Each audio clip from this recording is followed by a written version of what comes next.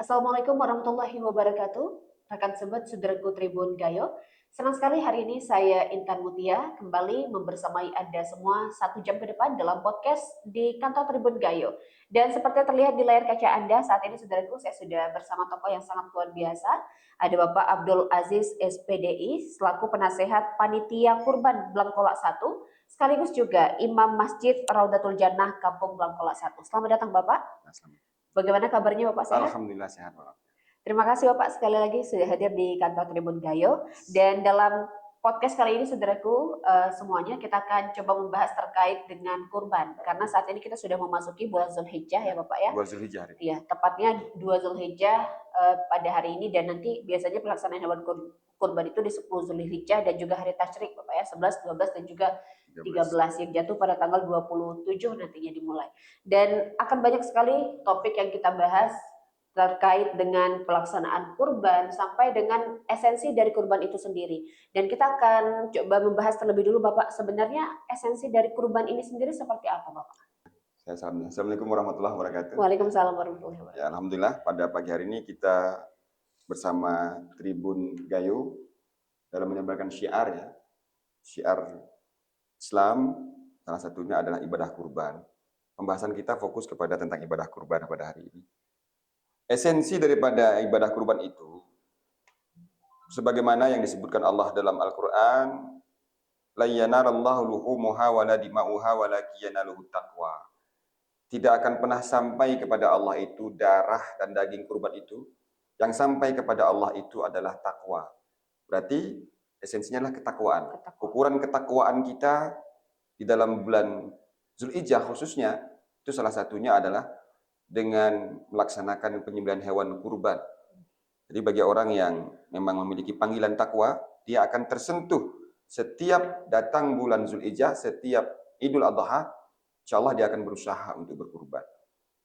Karena itu mengukur kedekatan dia kepada Allah Subhanahu wa Ta'ala. Ya, dan juga rasa syukur kepada Rasa Allah. syukur kepada Allah. Dan Bapak, apakah ada perbedaan kurban di zaman dulu sampai dengan zaman sekarang? Karena kan kita tahu ada beberapa hewan kurban seperti domba, kambing, sapi, kerbau kalau sekarang, dan juga ada unta. Secara syariat itu tidak akan pernah berubah. Syariat ini tidak berubah ya. Tapi mungkin secara fikih, fikihnya begini, arti syariat ini hukum yang sudah dijelaskan Allah dalam Al-Quran dan dijelaskan Rasul dalam hadis. Ada dalilnya seperti hewan-hewan kurban yang boleh disembelih. Nah, itu sudah ditentukan oleh syariat, tidak semua hewan ya. Hewan-hewan ternak yang bisa dikurbankan seperti unta yang terbaik tentunya, kerbau, sapi, kemudian kambing, hanya jenis-jenis hewan tertentu secara syariat. Kemudian mungkin secara fikihnya ya, fikihnya mungkin dengan pendalaman-pendalaman para ulama, itu ada perbedaan-perbedaan teknis. Ya, mungkin kalau dulu hewan kurban itu langsung peserta kurban yang menyembelihnya, atau langsung person-person yang melakukan kurban dan langsung mereka yang membagikannya. Mungkin secara teknis dengan perkembangan zaman sekarang, ada kurban online, ada kurban yang diserahkan ke panitia. Nah ini perlu kajian-kajian khusus ya, sehingga secara fikihnya dibenarkan dan secara syariatnya juga tidak melanggar aturan. Itu yang mungkin perlu kita bicarakan pada pagi hari ini. Karena setiap zaman ada orangnya ya, setiap orang ada zamannya. Zaman Rasulullah, ya kurban itu tetap ada. Ibadahnya hukumnya tetap sunat muakkad, jumhur ulama. Nah, tapi mungkin secara teknis, mungkin di lapangan itu yang mungkin perlu kita bahas agar bagaimana kita tidak melanggar aturan yang ditetapkan oleh Rasulullah. Ya, nah di zaman sekarang nih Bapak, tadi kita ada menyinggung sedikit terkait dengan kurban online. Karena zaman sekarang ada media sosial, bertebaran, kadang orang melihat ini kurban sekian-sekian membayar untuk 1 orang, gitu ya Bapak, online ini. Dan apa tantangan terbesar sebenarnya? Dan menurut Bapak, bagaimana pandangan Bapak melihat kurban online saat ini? Dengan kemajuan teknologi, itu sebagian daripada dakwah ya, memudahkan orang untuk beribadah. Itu menjadi pahala tersendiri kepada orang yang memfasilitasi itu. Kadang mereka tidak tahu setelah mereka berkurban kemana harus mereka bagi. Kadang-kadang mereka nggak tahu bagaimana hukum pelaksanaan hewan kurban itu. Yang jelas keinginan dia ingin berkurban, ingin beribadah. Maka dengan adanya media-media online yang memfasilitasi kurban secara online itu bagus. Tapi yang perlu dipahami juga, media-media ini juga harus memahami aturan. Jangan nanti pesta kurban kalau dia sudah ikhlas niatnya karena Allah Ta'ala pasti dapat pahala. Karena esensinya ketakwaannya, ya Iya. ketakwaan. Yang menjadi persoalan panitia kurbannya ini sekarang.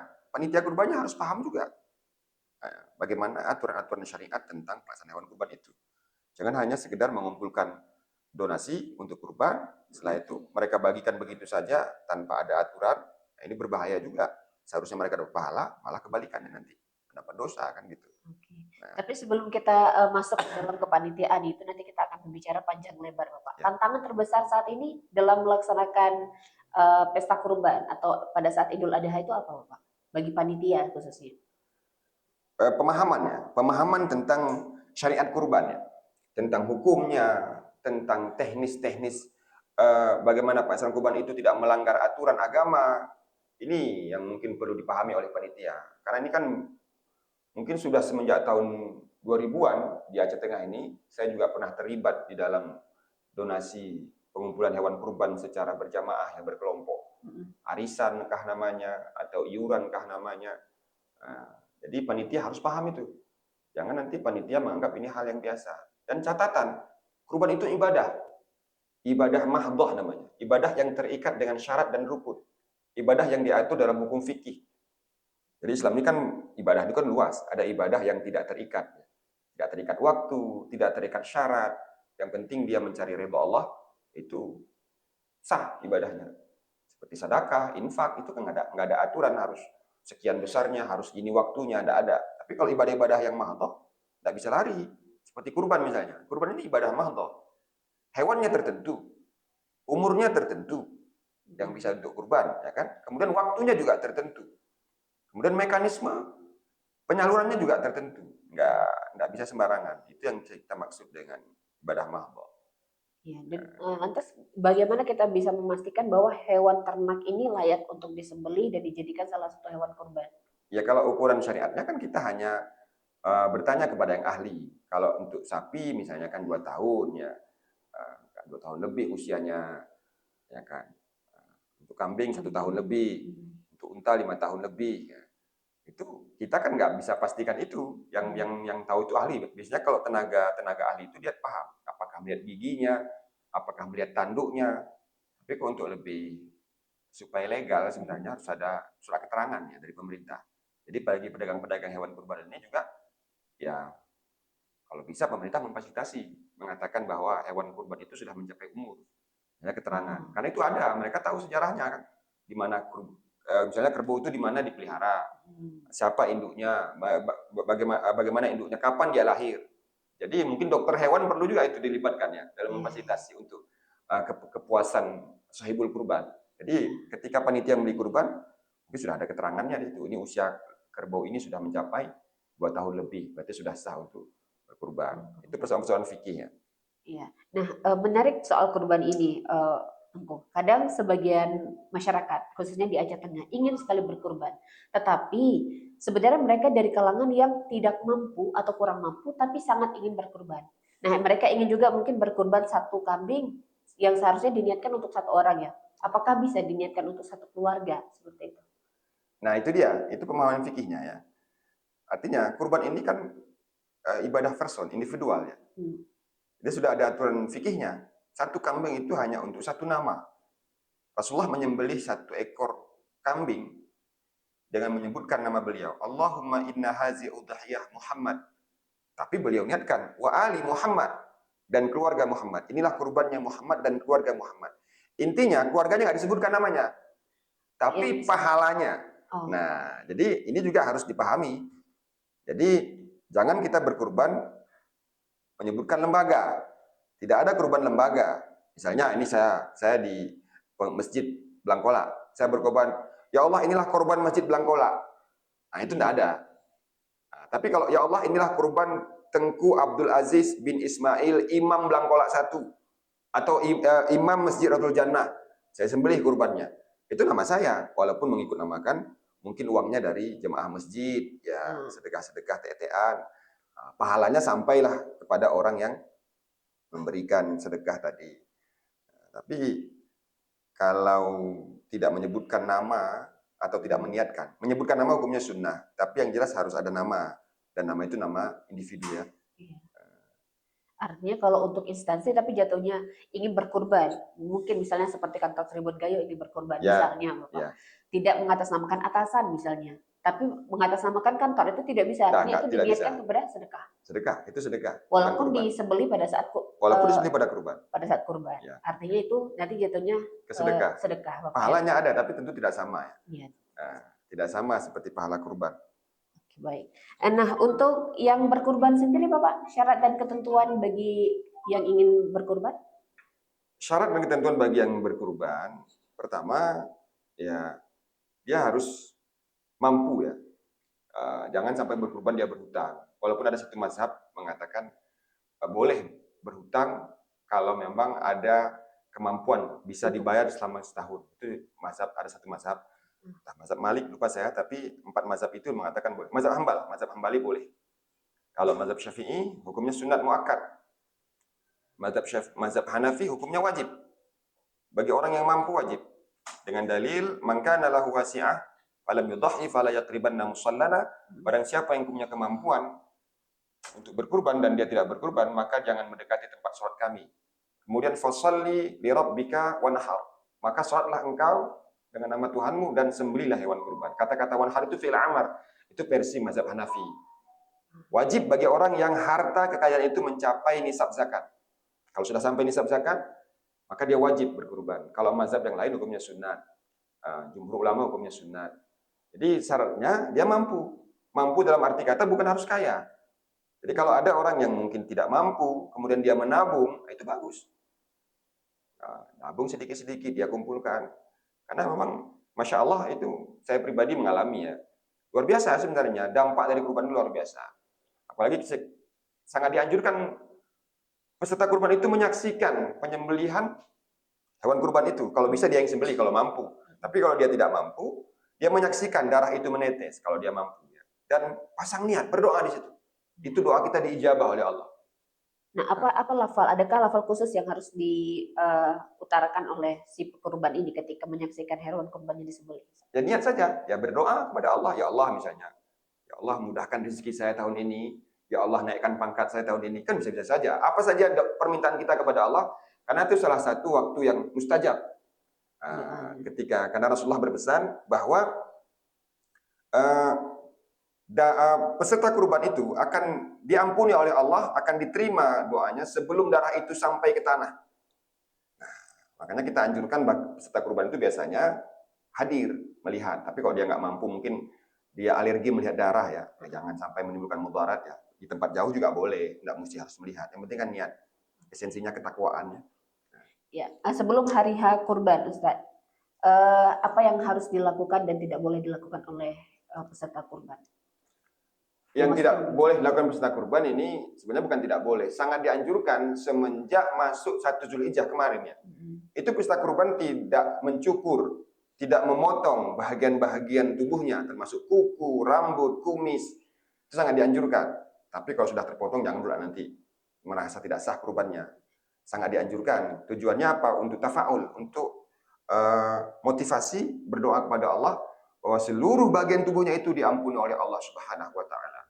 Nah, itu memang ada dalilnya bahwa orang yang berniat berkurban atau sudah mau berkurban, maka semenjak 1 Zulhijjah sampai dengan 10 Zulhijjah itu jangan mencukur. Jangan mencukur itu maksudnya sangat dianjurkan, bukan berarti haram ya. Ini saya juga berpikir ini saya mau kurban, rambut saya udah panjang, udah nggak sempat kemarin pangkas, entah mau pangkas atau enggak ini. Artinya lebih baik ya, Ustaz? Lebih baik jangan. Setelah pulang nanti atau setelah sembelih kurban, barulah kita mencukur sambil berdoa, ya Allah, bagaimana gugurnya rambut saya ini, bagaimana putusnya kuku saya ini, ya Allah gugurkan dosa dan kesalahan saya pada Allah. Oke, Ustaz, boleh nggak kita cerita sedikit terkait dengan kurban ini yang pertama kali ini disinyalir ketika Nabi Ibrahim ya pada saat itu. Kita boleh cerita sedikit supaya ini juga menjadi pelajaran kepada umat muslim saat ini. Kalau kita membuka dalil kurban, sebenarnya bukan zaman Nabi Ibrahim, sebab zaman anak Nabi Adam. Ketika terjadi perselisihan antara Habil dan Qabil, ya kisah terjadi pembunuhan pertama ya di masa Nabi Adam.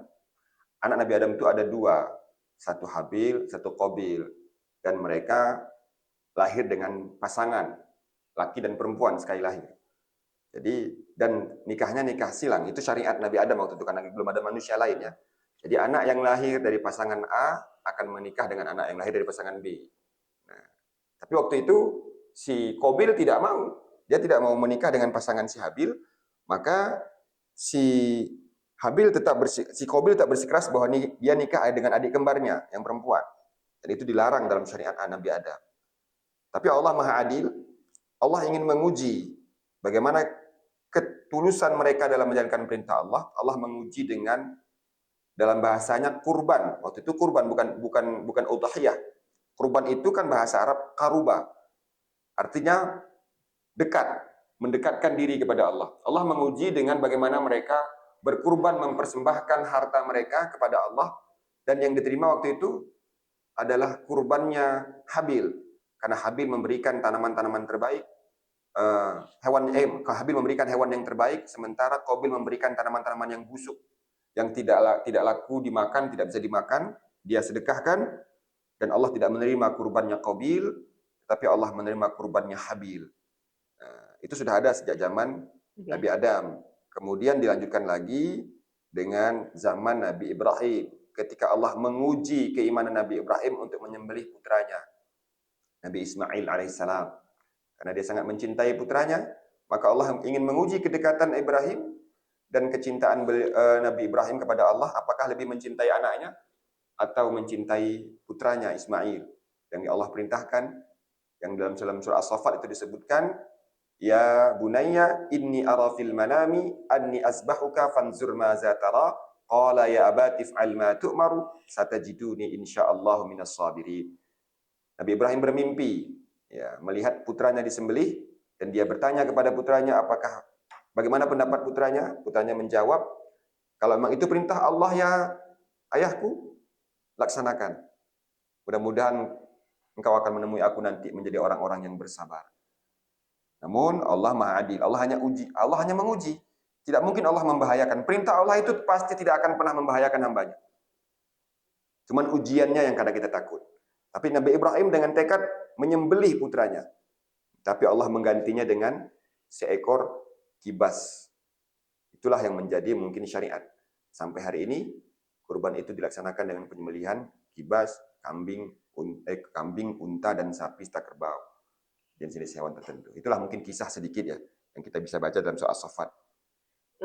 Baik, Teguh, terkait dengan akikah dan kurban, apakah ada kaitannya? Karena saya pernah mendengar ketika anak baru lahir, misalnya laki-laki yang diharuskan untuk akikahnya 2 ekor kambing dan mungkin tidak mampu dan anaknya sudah dewasa, apakah itu dialihkan ke kurban atau seperti apa? Ya, ini menarik nih. Ini menarik pembahasan karena beberapa hari yang lalu juga saya ada dapat pertanyaan seperti ini. Pertama, akikah hukumnya sunat muakkad juga. Sangat dianjurkan. Cuman akikah ini itu yang dianjurkan itu wali, orang tua. Nah, bukan yang punya badan. Nah, misalnya saya dianjurkan ketika lahir anak saya yang mengakikahkan untuk anak saya. Pahalanya itu untuk saya, bukan untuk anak saya. Nah, hukumnya tetap sunat. Jadi kalau dia tidak mampu, tidak usah memaksakan. Yang menjadi persoalan sekarang, kadang-kadang orang tidak mampu membeli 1 ekor kambing untuk akikah putranya, tapi dia ngadakan resepsi. Nah, ini unik. Ya. Jadi dia pikir resepsi itu adat ya. Itu bukan syariat. Itu tradisi. Mengundang orang untuk hadir, ucapan rasa syukur kepada Allah. Tapi sebenarnya itu bukan anjuran ya, bukan aturan agama. Itu hanya kebudayaan kita, tradisi kita ya.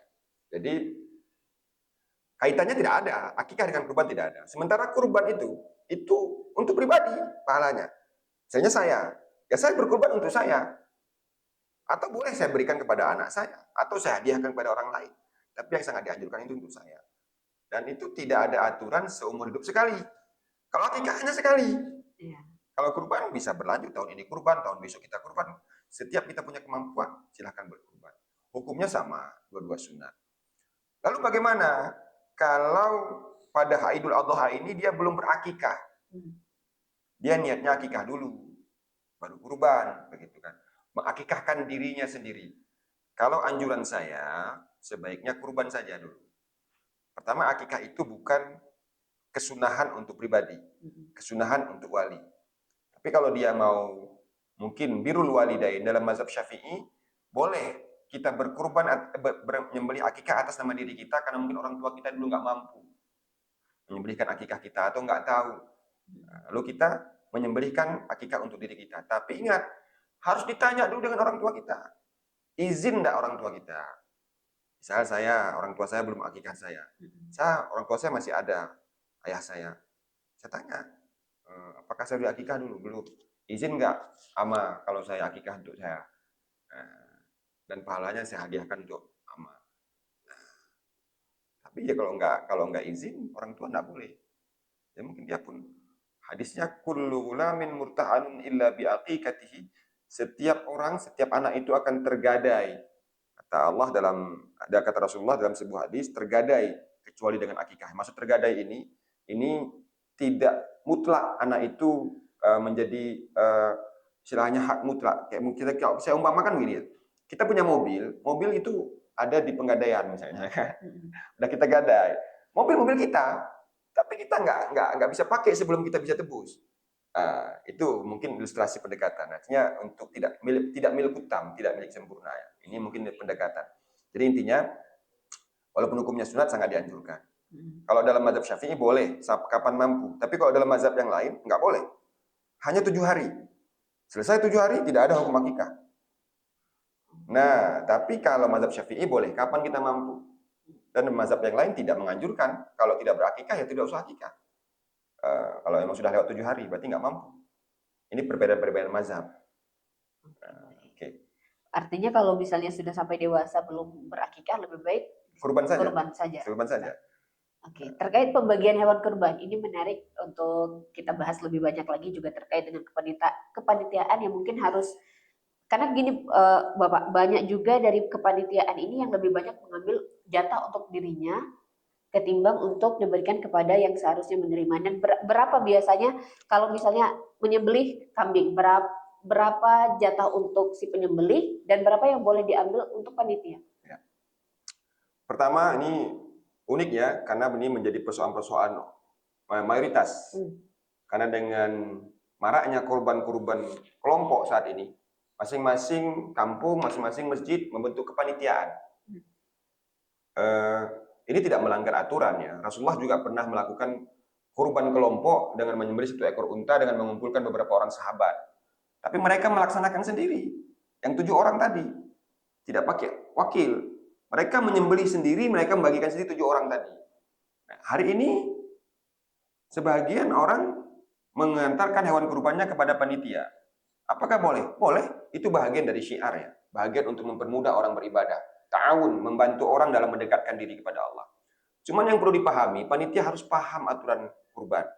Karena kurban ini ibadah, bukan gotong royong. Kalau gotong royong kan kuna-kena.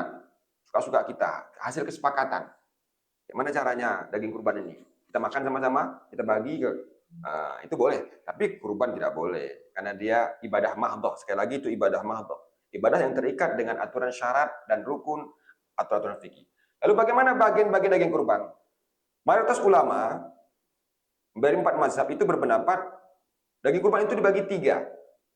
Yang pertama, sahibul kurban boleh mengambil daging kurban, tidak boleh lebih dari 1/3 dari jumlah daging kurban. Jadi misalnya daging seekor kerbau 90 kilo, maka hak peserta kurban itu 30 kilo ya. 30 kilo itu harus dibagi 7. Itulah hak peserta kurban. Lalu 1/3 lagi, itu menjadi hak fakir miskin. Harus dapat fakir miskin. Itu minimal. Bukan maksimal. Kalau sahibul kurban itu maksimal, paling banyak itu, 1/3. Kalau fakir miskin itu minimal, paling sedikit. Nggak boleh kurang. Kalau lebih tambah bagus. Kemudian, 1/3 lagi siapa? Itu hak hadiah umum. Itu boleh siapa saja kita berikan. Orang kaya, bahkan non-muslim pun tidak apa-apa kita kasih kalau ada. Itu juga 1/3, maksimalnya 1/3. Nggak boleh lebih. Nah, jadi ini panitia harus tahu. Jangan ada sebagian kampung, ini maaf, karena daging kurban, karena satu kampung, Lalu sepakat Pak Reje, Pak Imam, tokoh-tokoh masyarakat, kita potong di sini, kita masak di sini, kita makan di sini. Yang saya pelajari itu salah, itu tidak benar. Karena daging kurban ini afdolnya dibagi dalam keadaan mentah, beda dengan daging akikah, itu afdolnya dibagi dalam keadaan masak. Jadi itu tidak benar. Jadi sepertiga-sepertiga. Nah, jadi persoalannya panitia harus paham itu. Jadi jangan nanti karena peserta kurban dikasih 2 kilo, yang lainnya menjadi hak panitia. Nah, boleh kalau tidak sepertiga. Ikhlas nggak peserta kurban itu? Kalau dia nggak ikhlas, haram. Karena itu hak dia. Nah, jadi panitia kurban ini harus banyak belajar detail hukum fikihnya. Ini banyak terjadi di kalangan panitia, seolah-olah kurban di panitia ini mengambil keuntungan, seakan-akan ya. Keuntungan dari membeli hewan kurban, keuntungan dari administrasi pelaksanaan hewan kurban, ini tidak boleh. Jadi misal, hewan ditetapkan harga satu orang 1/7 dari 7 orang, satu kerbau itu 3.500.000. 3.500.000 ini harga apa? Harga hewan kurbannya atau mencakup seluruh. Jadi kalau mencakup seluruh, berarti dia dalam pengumuman harus disampaikan 3.500.000 harga hewan kurban per 1/7 dan operasional pelaksanaan kegiatan. Jadi dengan demikian secara umum, secara kulis, secara keseluruhan, itu operasional apapun sudah masuk di dalamnya. Nah, jadi harus sepakat. Satu lagi, kadang-kadang, maaf ini, mudah-mudahan tidak terjadi lagi sekarang, tapi kalau dulu masih banyak saya temukan, panitia kurban ini berbisnis. Bisnis tidak dilarang dalam Islam, karena perdagangan itu bagian dari syariat. Ada namanya muamalah, ada buyuk, kitabul buyuk, kitab jual beli. Tapi aturan jual beli diatur. Ada aturan keagenan. Boleh kita menjadi simsar, menjadi fasilitator orang dalam berjual beli. Nah, yang saya maksud begini, kalau panitia tidak punya uang, panitia hanya menerima uang dari peserta kurban. Lalu panitia mencari hewan kurban dengan uang peserta kurban. Yang sudah disepakati bahwa daging kurban itu atau harga hewan kurban itu 21 juta misalnya. Lalu panitia mencari yang lebih murah. Dengan alasan apa? Supaya untung. Nah, itu sangat dilarang. Karena panitia kurban bukan pedagang. Dia bukan agen kerbau, bukan agen sapi. Dan dia tidak mengeluarkan uang. Modal dia nggak ada tertanam di situ. Bahkan cuma modal lisan. Lalu dia cari, bisa nggak nih 18 juta? Oh bisa Pak, untuk Bapak boleh saya kasih. Nah, dia ambil uang dari peserta kurban, dia kasih 18 juta. Sementara budgetnya 21. Jadi dia menganggap 3 juta itu untung. Padahal itu dosa. Nggak boleh. Nggak boleh seperti itu. Jadi panitia harus paham. Jadi memang fokusnya kita, kalau bisa panitia ini harus bertanya. Ketika mereka membentuk panitia, harus ada orang yang paham di situ, satu orang pun jadi, tentang bagaimana aturan-aturan fikih dalam pelaksanaan kurban itu. Karena itu ibadah. Nah, itu mungkin. Jadi berapa hak yang bisa diambil oleh panitia kurban? Sepertiga. Sepertiga. Bukan panitia ya. Itu bukan panitia, bukan hak panitia. Panitia tidak punya hak daging. Jadi panitia itu kalaupun mereka ingin mengambil hadiah ya. Hadiah itu sepertiga itu dianggap hadiah bagian siapa saja, bukan mesti panitia. Siapapun orang yang memang bisa mendapatkan hadiah itu boleh. Jadi jangan ada bahasa karena panitia dapat 1 kilo daging. Bukan. Panitia tidak dibayar. Tidak dibayar dari daging. Kalau memang panitia minta bayar, terangkan terus. Upah panitia misal 100.000 satu orang.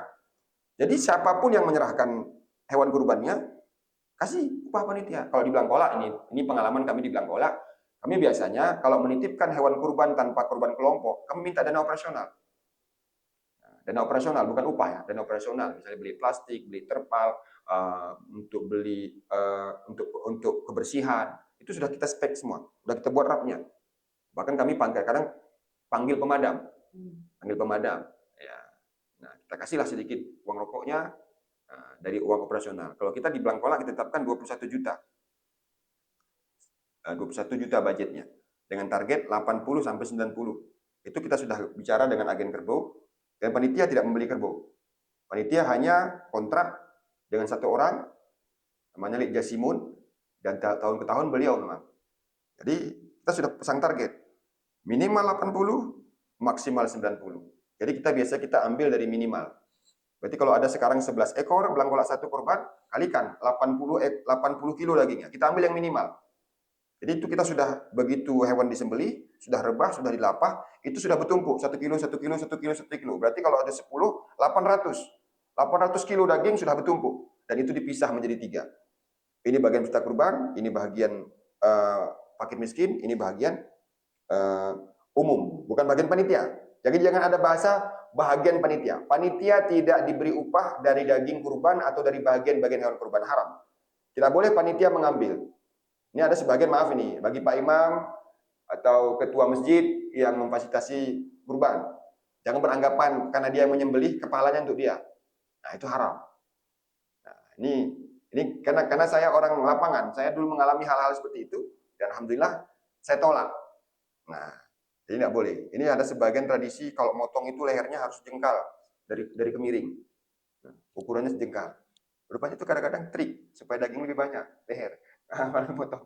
Karena bagian yang motong. Nah, ini jangan. Jadi jangan diakali agama ini. Kalau minta upah, bilang aja minta upah. Saya penyembelih. Saya tukang jagalnya. Saya mungkin sudah ribuan ya saya potong. Saya mau motong, tapi saya minta upah. Satu sapi misalnya 100.000. Ini misal. Nah, kalau nggak dikasih, saya nggak mau. Itu halal. Itu jelas kita bisnis. Kita memang usaha kita itu. Kita tukang potong. Tapi kalau memang tidak ada akadnya, tiba-tiba dia mengambil kebijakan, nggak ya karena Pak Imam singgelih, hulu itu Pak Imam deh. Ini sebagai terima kasih kami. Nggak boleh. Oh, itu nggak boleh, Pak ya? Nggak boleh. Oke. Dalam pelaksanaannya, teknis untuk menyembelih hewan kurban seperti apa? Ya, ini juga panitia harus paham, karena kita kurbannya banyak. Jadi sangat dibenci ya, menyembelih hewan kurban di depan hewan kurban yang lain. Jadi panitia harus buat cara lah. Bagaimana ketika menyembelih itu kawan-kawan yang lain nggak melihat, kawan-kawan hewan kurbannya. Jangan di depan hewan kurban itu disembelih. Nah, kemudian panitia, kalau tidak ahli dalam menjagal hewan kurban, carilah yang ahli. Harus siapkan tenaga ahli. Karena apabila satu perkara diberikan kepada orang yang tidak ahli, itu biasanya tunggu saja kehancurannya. Ini karena gotong royong rame-rame, tarik kanan, tarik kiri, kerbunya nggak jatuh-jatuh, orangnya berdarah. Atau sebagian orangnya malah jadi korban. Karena nggak pandai jatuhkan kerbau, akhirnya menyakiti. Itu haram. Sehingga kadang-kadang begitu salah teknis, begitu hewannya jatuh, kakinya patah. Itu tidak boleh untuk kurban, cacat. Karena nggak pandai cara menjatuhkan kerbau, tiba-tiba kakinya patah. Udah rusak hewan kurbannya. Nah, berdosalah panitia. Makanya kalau panitia kurban tidak ada yang ahli, carilah yang ahli. Kalau butuh operasional, minta.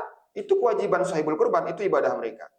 Oh, kami untuk upah misalnya untuk menjagal hewan kerbau ini, hewan kurban ini supaya jangan menyakiti, kami perlu bayar orang, Pak. Nah, ya minta, silahkan saja. Itu halal.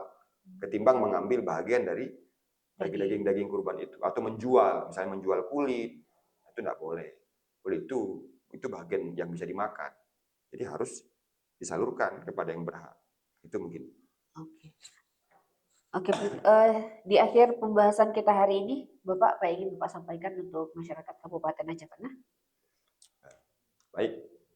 Alhamdulillah Aceh Tengah termasuk daerah yang sangat, ya alhamdulillah Aceh Tengah termasuk daerah yang banyak orang berkurban, berminat berkurban.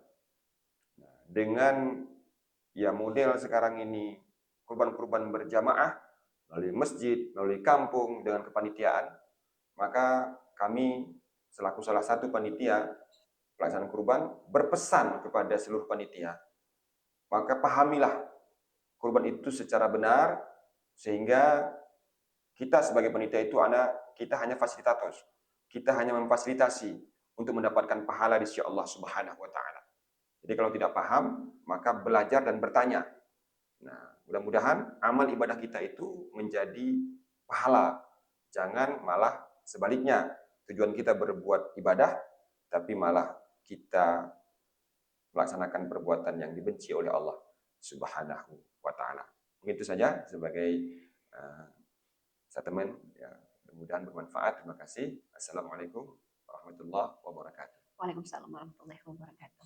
Ya, saudaraku semuanya, demikian untuk podcast kali ini dan semoga pembahasan selama kurang lebih 1 jam ini bisa bermanfaat bagi masyarakat khususnya di wilayah Kabupaten Aceh Tengah dan juga Provinsi Aceh. Amin. Karena saat ini kita juga sudah memasuki bulan Zulhijjah dan nanti pada 10, 11, 12 dan 13 Zulhijjah juga akan dilaksanakan ibadah kurban. Semoga ini bisa menjadi amal jariah juga untuk Bapak. Terima kasih banyak Bapak sudah berhadir di sini dan juga bisa menjadi ilmu yang bermanfaat bagi seluruh masyarakat di wilayah Kabupaten Aceh Tengah.